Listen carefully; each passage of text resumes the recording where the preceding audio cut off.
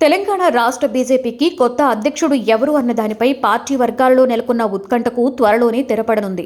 Party జాతీయ నాయకత్వం సంక్రాంతి కల్లా రాష్ట్రానికి అధ్యక్షుడిని నియమించనున్నట్లుగా తెలుస్తోంది.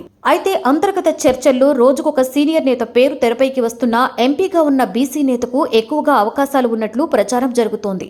ఒకవేళ సమీకరణాలు మారితే మాత్రం అనూహ్యంగా కొత్త నేతకు అవకాశం దక్కవచ్చని పార్టీ వర్గాలు అంటున్నాయి. తెలంగాణలో ఈసారి ఎలాగైనా అధికారంలోకి రావాలి అన్న పట్టుదలతో ఉన్న బీజేపీ జాతీయ నాయకత్వం మదిలో ఏముందో రాష్ట్రంలోని కీలక నేతలకు సైతం అంతు చిక్కడం లేదు. అధికార పీఠమే అంతిమ లక్ష్యమని, ఇందుకోసం అనుసరించే వ్యూహంలో వేసే ఎత్తుగడలు మాత్రం అనూహ్యంగా ఉండబోతున్నాయని బీజేపీ ముఖ్య నేత ఒకరు తెలియజేశారు. పార్టీలో కొంతమంది సీనియర్ నేతల మధ్య అంతర్గత విభేదాలు ఉన్నాయి. పాత కొత్త నేతల పంచాయతీలతో రాష్ట్ర పార్టీ వ్యవహారాలు 4 స్తంభాలాటగా మారాయన్న విషయం అధినాయకత్వం దృష్టికి కూడా వెళ్లిందట. తాము అధికారంలోకి రావాలి అంటే ముందు పార్టీలో సమన్వయం అవసరమని భావిస్తున్న పార్టీ పెద్దలు ఆ దిశగా కొత్త అధ్యక్షుడికి బాధ్యతలు కట్టబెట్టాలని భావిస్తున్నారట.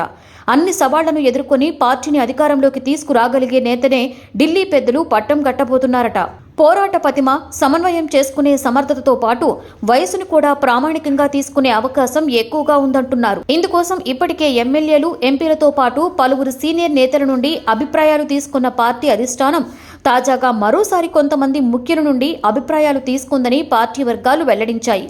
మరొకవైపు సంస్థాగత ఎన్నికలకు సంబంధించి బీజేపీ ఇప్పటికే కసరత్తు ముమ్మరం చేసింది. గత నెల 25 నుండి ఈ ప్రక్రియ మొదలుపెట్టింది.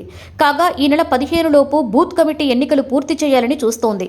అందుకు పార్టీ హైకమాండ్ ఇప్పటికే దిశానిర్దేశం చేసింది. 15 నుండి 20 వరకు మండల కమిటీలు కంప్లీట్ చేయాలని చూస్తోంది. ఈ ప్రక్రియ అనంతరం రాష్ట్ర అధ్యక్ష ఎన్నికకు వెళ్లే ముందు నాయకత్వం సిద్ధమవుతోంది. ఇప్పటికే పార్టీ బూతుల వారీగా ఎన్నికల నిర్వహణకు సంబంధించి వరుసగా వర్క్షాప్లు నిర్వహించింది. గ్రౌండ్ నుండి పార్టీని స్ట్రాంగ్ చేయడంతో పాటుగా సంస్థాగత ఎన్నికల నిర్వహణ, సభ్యత్వాలు, యాక్టివ్ మెంబర్షిప్ అంశాలపైన పార్టీ శ్రేణులకు దిశానిర్దేశం చేసింది. ఇక సంస్థాగత ఎన్నికల్లో భాగంగా ఇప్పటికే జాతీయ, రాష్ట్ర సంస్థాగత ఎన్నికల రిటర్నింగ్ అధికారులను, జిల్లాల వారీగా ఇన్ఛార్జీలను హైకమాండ్ నియమించింది.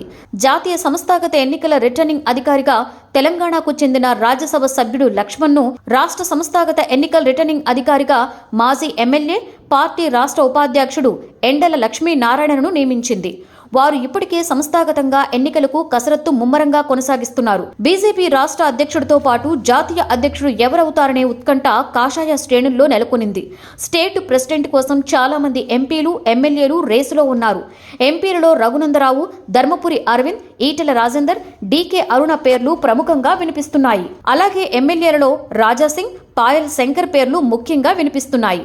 తెలంగాణ రాష్ట్ర అధ్యక్ష పదవి కోసం ఇప్పటికే కొంతమంది నేతలు పార్టీ హైకమాండ్ ఆశీస్సులు పొందాలని విశ్వ ప్రయత్నాలు చేస్తున్నట్లుగా తెలుస్తోంది.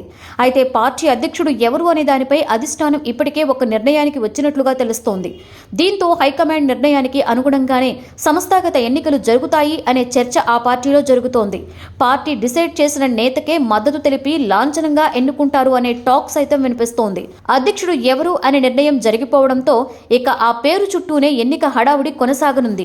అభ్యర్థి ఈటెల రాజేందరే అంటున్నారు. అయితే పార్టీ డిసైడ్ చేసింది ఎవరు అనేది కాషాయ శ్రేణుల్లో సస్పెన్స్ గా మారిందట. ప్రభాత సూర్యుడు జాతీయ తెలుగు దినపత్రిక. ప్రతి అక్షరం నిజం వైపు. నిజం దాగదు, వార్త ఆగదు.